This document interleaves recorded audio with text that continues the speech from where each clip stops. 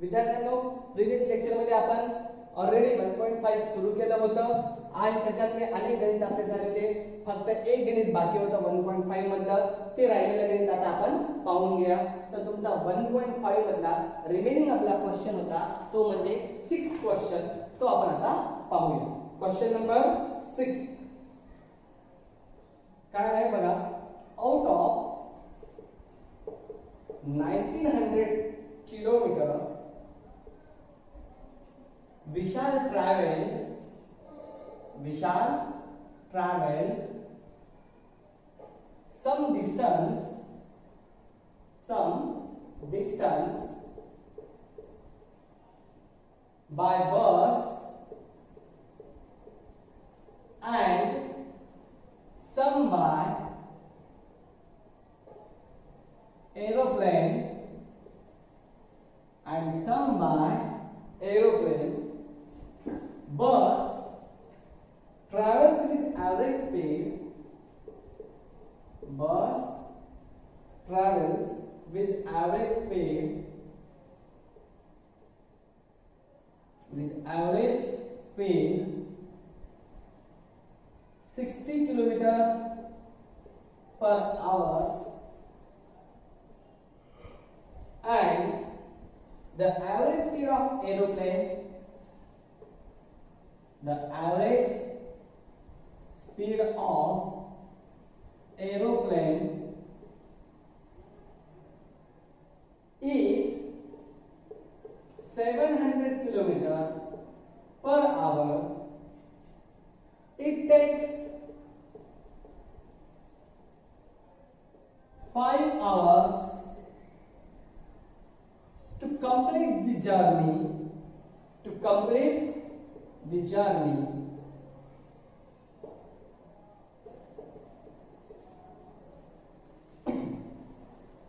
Find the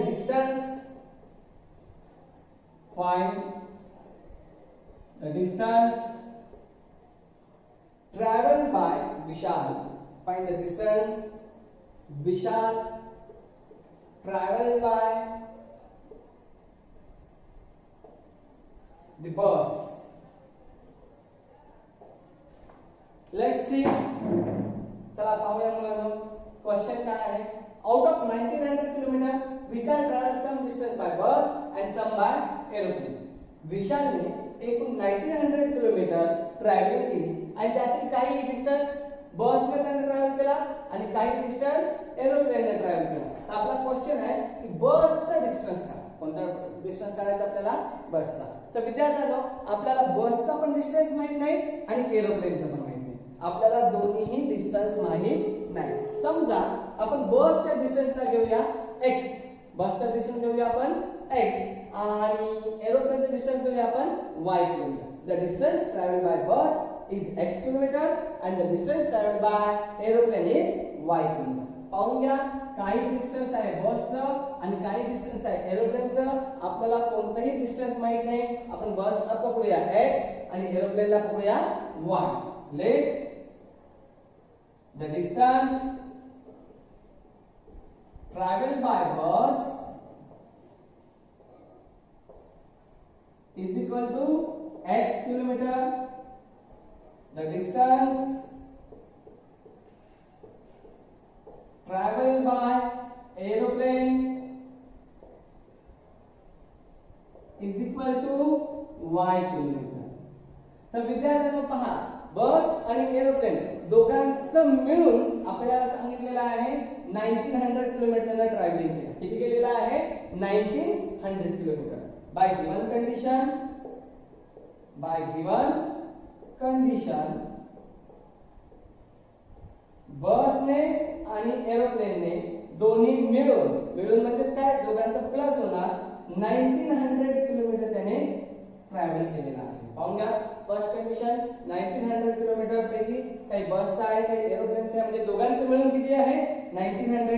bus plus aeroplane दोन्ही मिळून किती झालेला आहे 1900. त्याच्यानंतर सेकंड कंडिशन वाचा. बस ट्रॅव्हल्स विथ एव्हरेज स्पीड 60. बसची स्पीड आहे 60 किलोमीटर आणि एरोप्लेनची स्पीड आहे 700 किलोमीटर. बसची पाहून घ्या बसची स्पीड आहे 60 आणि एरोप्लेनची आहे 700 आणि या दोघांचं मिळून त्याला जर्नी लागला 5 आवर्सचा. जर्नीचा त्याचा पिरियड किती होता? 5 आवर्स. तर बसचं डिस्टन्स आपल्याला काढायचं आहे. तर सांगा मला त्याला जर्नीचा टाइम किती लागला? Period of journey is 5 hours. Period of journey, time of journey was 5 hours. तर पहिले आपण टाइमची एक छोटेसे एक फॉर्म्युला लिहून घेऊया. Time is equal to distance by speed. Distance by speed. The formula for time is distance by speed. So by second condition काय सांगितलेलं आपल्याला बघा बरं मुलांनो की बसची स्पीड होती 60. बसची किती होती? 60 आणि बसचं डिस्टन्स काय आहे सांगा बरं? x. लक्षात घ्या हे बसची स्पीड 60. बघून घ्या बस साठी काय दिलेलं आहे आपण? x घेतलेलं आहे. बसची स्पीड 60 प्लस एरोप्लेनची किती आहे? 700. सांगा बरं एरोप्लेन साठी काय घेतलेलं आहे आपण? एरोप्लेन साठी y ही एरोप्लेनची स्पीड 700 आणि दोघांचा हा स्पीड मिक्स करून किती तास लागायले आपल्याला? किती आवर्स लागायले? 5 आवर्स. पुन्हा एकदा बघून घ्या. जेव्हा तो बसची स्पीड 60 किलोमीटर, एरोप्लेनची स्पीड 700 किलोमीटर असताना त्याला किती आवर लागलेले आहेत? 5 आवर्स लागलेले आहेत. बसची 60 ची स्पीड, एरोप्लेनची 700 ची स्पीड आणि दोघांची स्पीड एवढी असताना त्याला लागलेला टाइम कितीचा आहे? 5 आवर्स. इथपर्यंत क्लिअर? क्लिअर आहे? फॉर्म्युलाला पहा. डिस्टन्स बाय स्पीड, डिस्टन्सचा x आणि स्पीड आहे त्याची 60. पुन्हा डिस्टन्स आहे एरोप्लेनचा y आणि त्याची स्पीड आहे 700. इथपर्यंत क्लिअर? आता या फॉर्म्युलाला आपल्याला काय करायचं विद्यार्थ्यांनो? सोडवायचं आहे. तर हा एक फ्रॅक्शन इथे दोन फ्रॅक्शन आहेत आणि दोन फ्रॅक्शनची आपल्याला काय करायचंय? ऍडिशन करायचंय. जेव्हा आपण दोन फ्रॅक्शनचं ऍडिशन करू तेव्हा पहिल्यांदा आपल्याला मल्टिप्लिकेशन ऑफ डिनॉमिनेटर करायचं. मल्टिप्लिकेशन ऑफ डिनॉमिनेटर त्याच्यानंतर cross multiplication. First of all multiplication of denominator, after that cross multiplication. आणखी सोप्या भाषेत सांगायचं म्हणजे जेव्हा आपण फ्रॅक्शनला सोडतो तेव्हा खालचा गुणाकार करा, नंतर तिरपा गुणाकार करा. खालचा गुणाकार त्याच्यानंतर तिरपा गुणाकार करा. खालचा गुणाकार 60 into 700. पहिल्यांदा कोणाचं मल्टिप्लिकेशन करायचं? या डिनॉमिनेटरचं. 16 into 700 किती होणार मुलांनो? 42,000. After that cross multiplication x into 7 असा क्रॉस मल्टिप्लिकेशन करा. 700x. नंतर 60 into y हा वाला क्रॉस मल्टिप्लिकेशन करा. 60y आणि 5 दशाला तसं. सांगा याला कसं सोडवलं? सोडवताना पहिल्यांदा खालच्यांचा गुणाकार, नंतर क्रॉस मल्टिप्लिकेशन. खाली कोण होतं? 60 आणि 700 यांचं मल्टिप्लिकेशन आलेलं आहे 42,000 आणि क्रॉस मल्टिप्लिकेशन x गुणिले 700 x into 700 700x 60 into y 60y 5 दशाला तसं. आता विद्यार्थ्यांनो या 5 च्या खाली काही जरी नसेल तर बाय डिफॉल्ट 1 असतो. आता हा एक फ्रॅक्शन आणि दोन्ही फ्रॅक्शनच्या मध्ये इक्वल टू चे साइन आहे आणि जेव्हा दोन फ्रॅक्शनच्या आत इक्वल टू चे साइन असते तेव्हा त्यांना सोडवत असताना फक्त क्रॉस मल्टिप्लिकेशन करतात. कोणता मल्टिप्लिकेशन करायचं? क्रॉस.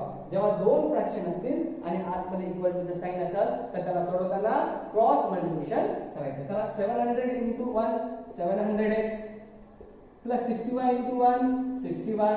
इकडं 42,000 into 5 2,10,000 2,10,000. राईट? आता बघा विद्यार्थ्यांनो त्या सगळ्यांना या 3 टर्म्सला सुद्धा सर्व पदांना सर्व टर्म्सला 20 ने आपल्याला डिवाइड करता येते. किती ने करता येते? 20 ने करता येते, 10 ने करता येते, 2 ने करता येते, 5 ने सुद्धा करता येते. तर याच्यात सगळ्यात चांगला आहे आपण जेवढा मोठ्या संख्येने डिवाइड केलं तेवढं आपलं उत्तर सोपं होण्याचे चान्सेस असतात. आपण काय करू त्या सर्वांना 20 ने डिवाइड करू. Divide by 20 to all terms. Divide by 20 to all terms. 20 ना चला पाहून घ्या. मग आता डिव्हिजन आपल्याला 20 ने सर्वांना डिवाइड करायचंय. 20 ने 700 ला डिवाइड केलं 35x. 20 ने 60 ला डिवाइड करा 3y.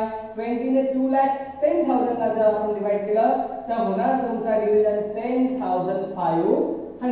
अशा प्रकारे हे तुमचे इक्वेशन सेकंड येणार. सर्वांना आपण काय केलं? 20 ने डिवाइड केलं. from equation 1 and 2. Now from equation 1 and 2. Equation number 1 is x plus y is equal to 1900. Equation number second is 35x plus 3y is equal to 10,500. Right. आता कोणती पेर सारखी आहे का पहा. इथे काही नाही म्हणजे 1 असतो. y सोबत पण काही दिसत नसेल तर इथे पण काय असतो बाय डिफॉल्ट इथे सुद्धा 1 असतोच. पण 1 घ्यायची काही गरज नाही. आता कोणतीही जोडी कोणतीही पेयर सारखी नाही ना. x ची पेयर सारखी पहा 135 सारखा नाही. 1 3 हे पण सारखं नाही. जेव्हा पेयर सारखी नसते तेव्हा कसं सॉल्व्ह करतो आपण. खालच्या नंबरने वर आणि वरच्या नंबरने खाली मल्टिप्लाय करतो. तर खालच्या नंबर वरच्या खाली मल्टिप्लाय करा. तर तुम्ही 35x म्हणजे कोएफिशिएंट ऑफ x ना पण मल्टिप्लाय करू शकता. कोएफिशिएंट ऑफ y ने सुद्धा करू शकता. म्हणजे x सोबतच्या नंबरने सुद्धा आपण वर खाली मल्टिप्लाय करू शकतो किंवा y सोबतच्या नंबरने सुद्धा वर खाली करू शकतो. तुम्हाला ज्याचा मल्टिप्लिकेशन सोपा वाटतो तो आपण काय करायचं मल्टिप्लिकेशन. आता सध्या 35 पेक्षा 3 चं मल्टिप्लिकेशन सोपं जाईल. म्हणून आपण 3 ने वर मल्टिप्लाय करू आणि 1 ने खाली करू. करा मग 3 1 जा 3x plus 3 1 जा 3y 3 into 1900 5700 1 into 35 35x 1 into 3 3y 1 into 10,500. आता पहा विद्यार्थ्यांनो हे 35 35 कसं आहे सेम आहे. हे कॅन्सल होऊ शकतात. फक्त त्यांचे साइन काय करावे लागतील चेंज. तर साइन चेंज करा. Minus minus minus 3y 3y cancel झाले. आता हा आपला 3 आहे प्लसचा 35 आहे मायनसचा. एक प्लस एक मायनस असताना सबट्रॅक्शन करून लार्ज नंबरचा साइन देतात. 35 आणि 3 चं सबट्रॅक्शन येते 32x आणि लार्ज नंबर आहे 35 त्याच्यासोबतचं साइन आहे मायनस. म्हणून आपला आन्सर आलेला आहे -32x. इथे 5700 मधून 10,500 ला काय करूया आपण सबट्रॅक्ट करूया. पाहू घ्या 10,500 minus 5,700 near about 4,800. तर एखाद्या वेळेस पाहूया 0 0 15 minus 8 7 8 9 minus 5 right 4,800 which is 4,800 right. Now x remains as it is. x दशाला तसा. आता 35 आणि x यांच्यामध्ये कोणतं चिन्ह आहे बघा बरं मुलांनो. मल्टिप्लायचं आहे. तर मल्टिप्लाय मधला 32 कुठे नाही इथं डिवाइड मध्ये होणार. x दशाला तसे या 32 न 4,800 ला आपण काय करूया डिवाइड करूया. 32 ने जेव्हा तुम्ही 4,800 ला डिवाइड करता तर तुमचं डिव्हिजन यायला पाहिजे 31 2 1 जा 32 तर रिमेन 16 35 5 जा 160 0 as it is means 150. The division of -48 and 4800 means 4,800 by 32 is 150. एकदा बघून घ्या step. 3 minus 35 minus 38x 5,700 minus 10,500 minus 4,800 हा मल्टिप्लाय मधला 32,000 इथं डिव्हिजन मध्ये होणार. 32 ने जेव्हा तुम्ही 4,800 ला डिवाइड करसाल तर तुमचं डिव्हिजन येणार 150. तर आपला क्वेश्चन होता find the distance travel by bus. सांगा बसने ट्रॅव्हल केलेलं डिस्टन्स काय आहे x. म्हणजे आपल्याला बसच काढायचं ना. बसचं म्हणजे कोणतं xच काढायचं आणि आपलं x ऑलरेडी आलं त्यामुळे आपल्याला याचं y ची किंमत काढायची गरज नाही. Put the value of x वगैरे काही लिहायची गरज नाही. So our answer is so the distance travel by bus is equal to x kilometre is equal to 150 kilometre. अशा प्रकारे हे आपला आन्सर संपलेला आहे. एकदा तुम्ही व्हिडिओला पॉज करून या स्टेप एकदा पाहून घेऊ शकता. विद्यार्थ्यांनो अशा प्रकारे आपला 1.5 संपलेला आहे. आता आपण पुढचे क्वेश्चन पाहूया. तर पुढे आहे तुमचा प्रॉब्लेम सेट नंबर 1. त्यात तुमचा पहिला क्वेश्चन आहे choose the correct alternative. Choose correct alternative. आणि क्वेश्चन नंबर फर्स्ट त्याच्यातला आहे to draw graph of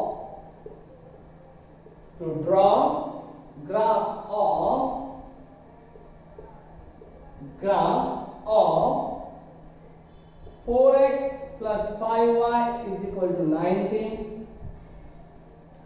Find y when x is equal to 1, and the alternatives are a 4, b c 3, c 2, and d is minus 3. Look here. Question का इधर लक्षात घ्या. To draw the graph of 4x plus 5y is equal to 19, म्हणजेच 4x plus 5y is equal to 19 हा graph काढताना x is equal to 1 असताना y ची value किती. तर याच्यासाठी अत्यंत सोपं आहे, काहीच करायचं नाही. या इक्वेशन मध्ये x equal to 1 he value put करायची. फक्त सोपी स्टेप आहे. काय करायचं? Put the value x is equal to 1 in given equation. Put x equal to 1 in given equation. फक्त एवढंच करायचं. जी आपल्याला व्हॅल्यू दिलेली असते किती पण x equal to 1, y equal to 2 जी व्हॅल्यू देतील ती व्हॅल्यू इक्वेशन मध्ये आपण ठेवायची. तर काय इक्वेशन आहे आपला पहा. 4x plus 5y is equal to 19. 4 ला 4 इथे कोणती साइन दिसत नसेल तरी मल्टिप्लिकेशनची साइन असणार. x ची व्हॅल्यू 1 plus 5y 19 दशाला तसे मल्टिप्लिकेशन करा. 4 into 4 into 1 4 4 बनला 4 plus 5y 19 दशाला तसे. आता विद्यार्थ्यांनो 4 आणि 5y यांचे ऍडिशन होणार का? नाही. म्हणजे या 4 ला आपण काय करूया? अलग साइडला घेऊन जाऊया. 5y दशाला तसे 19 पण दशाला तसे. हे प्लस चे 4 तिकडे जाऊन काय होतील? Minus 5y is equal to 19 minus 4 15. y दशाला तसे 15 दशाला तसे मल्टिप्लाय मधलं 5 डिव्हिजन मध्ये y बरोबर 5 3 जा 15. तर आपला क्वेश्चन होता फाइंड y. y ची व्हॅल्यू काय दिलेली आहे? 3. सो आन्सर इज कोणता आहे बघा अल्टरनेटिव्ह 3 चा b. So answer option number किंवा अल्टरनेटिव्ह नंबर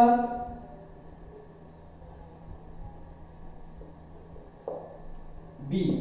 अल्टरनेटिव्ह नंबर बी किंवा अल्टरनेटिव्ह बी असं सुद्धा तुम्ही लिहू शकता किंवा ऑप्शन नंबर बी असं सुद्धा तुम्ही लिहू शकता.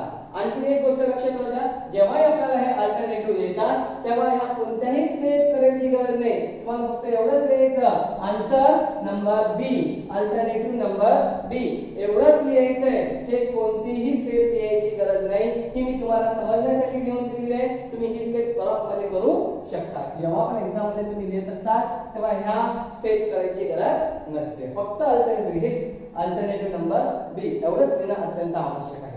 क्वेश्चन सेकंड आहे तुमचा पहा विद्यार्थ्यांनो. For simultaneous equations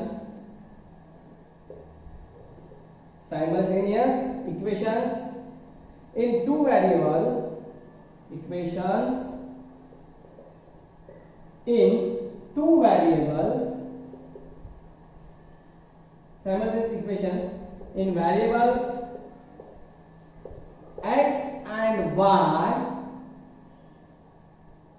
dx is equal to 49, dy is equal to minus 63, d is equal to 7, then what is the value of x?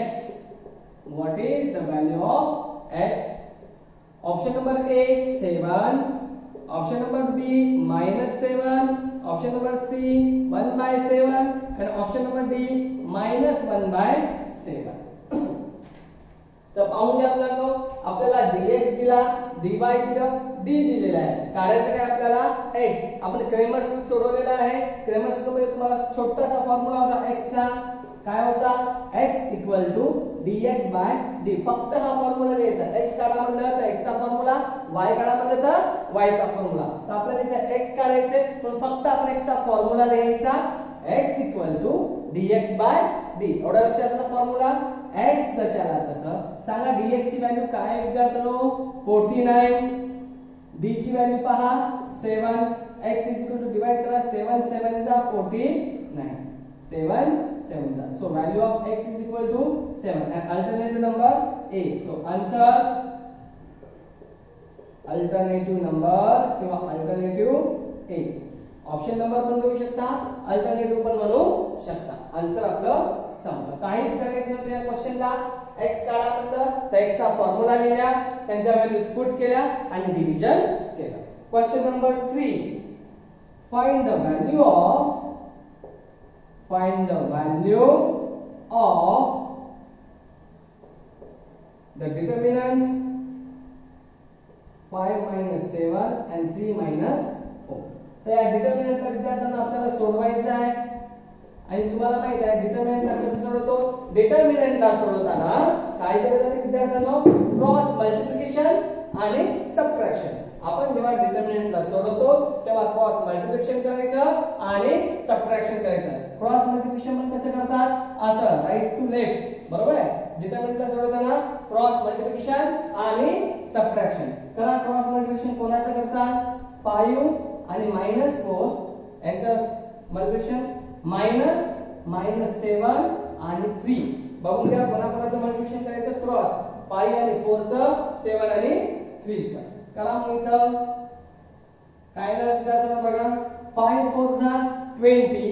जेव्हा मल्टिप्लिकेशन मध्ये एक मायनस साइन असते तेव्हा ते जशाला कसं घेतात. आता इथं लक्षात घ्या, मायनस ब्रॅकेट मायनस कधीही दिसेल तर आपण तिथे घ्यायचं प्लसचं साइन. मायनस ब्रॅकेट मायनसच्या ऐवजी प्लसचं साइन आणि 7 3 जा 21.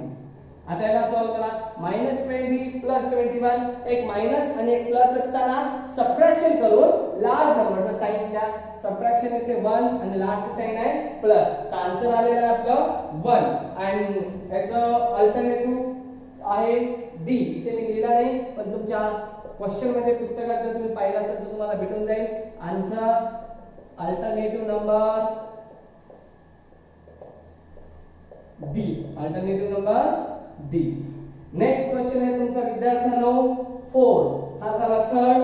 हा डिटर्मिनंट कसं सोडवलं आपण, डिटर्मिनंट सोडताना क्रॉस मल्टिप्लिकेशन करायचं आणि सबट्रॅक्शन करायचं. 5 4 जा 20 मायनसचे, मायनस ब्रॅकेट मायनसचं प्लस आणि 7 3 जा 21. -20 प्लस 21 चं काय होणार, प्लसचं 1.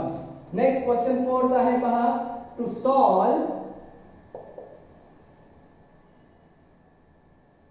x plus y is equal to 3, 3x minus 2y minus 4 is equal to 0 by determinant method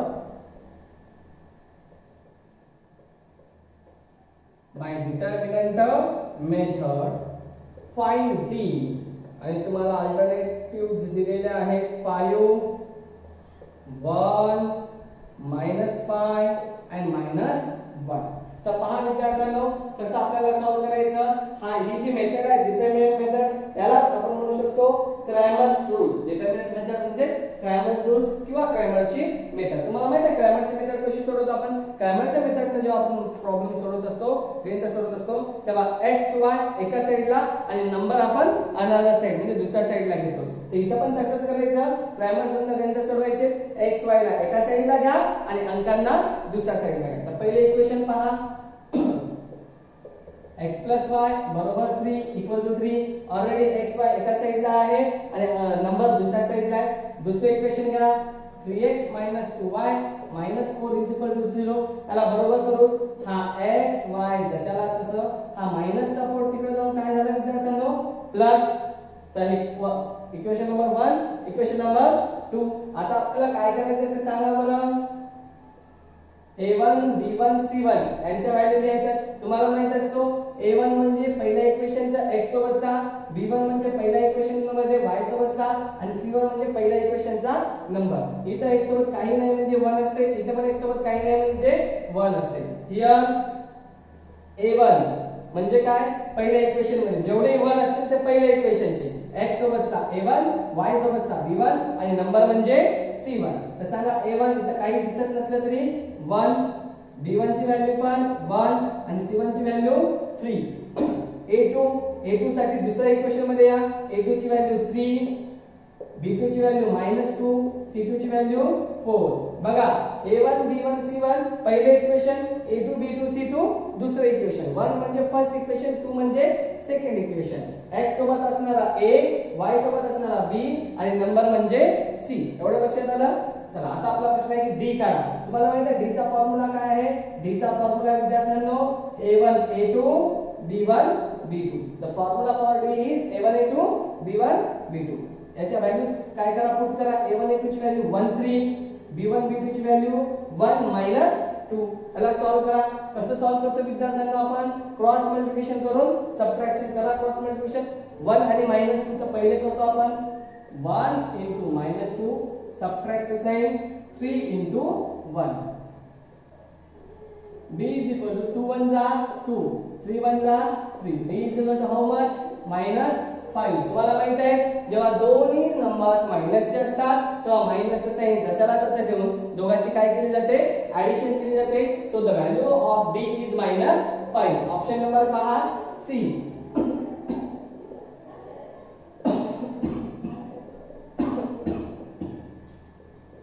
Alternative number C.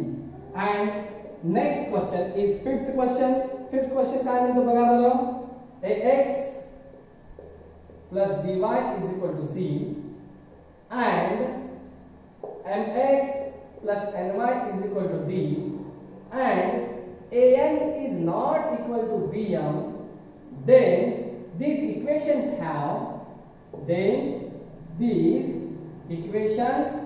have option number A, only one common solution, only one common solution. Option number B, no solution. Option number C, infinite number of solution.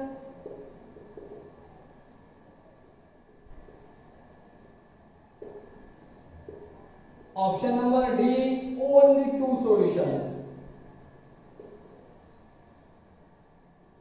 Only two solutions. तर पहा answer खूप सोपा आहे. एवढा सोपा answer आहे की तुम्हाला स्टेप सुद्धा करायची गरज नाही. तर क्वेश्चन काय म्हणतो? ax plus by equal to c and mx plus ny is equal to d and he condition महत्वाची आहे. an is not equal to bm. an is not equal to bm. जेव्हा इक्वेशन मध्ये an is not equal to bm असते, ही condition लक्षात राहू द्या. तेव्हा त्याला फक्त आणि फक्त ओनली वन कॉमन सोल्युशन असते. तेव्हा त्याला फक्त आणि फक्त ओनली वन कॉमन सोल्युशन असते. त्यामुळे याचं उत्तर तेवढंच येणार, option number A. So answer alternative number A. अशा प्रकारे आपला प्रॉब्लेम सेट मधील क्वेश्चन फर्स्ट पूर्ण संपलेला आहे. आता रिमेनिंग गणित, याच्या पुढचे गणित, नेक्स्ट प्रॉब्लेम्स आपण नेक्स्ट लेक्चर मध्ये पाहू.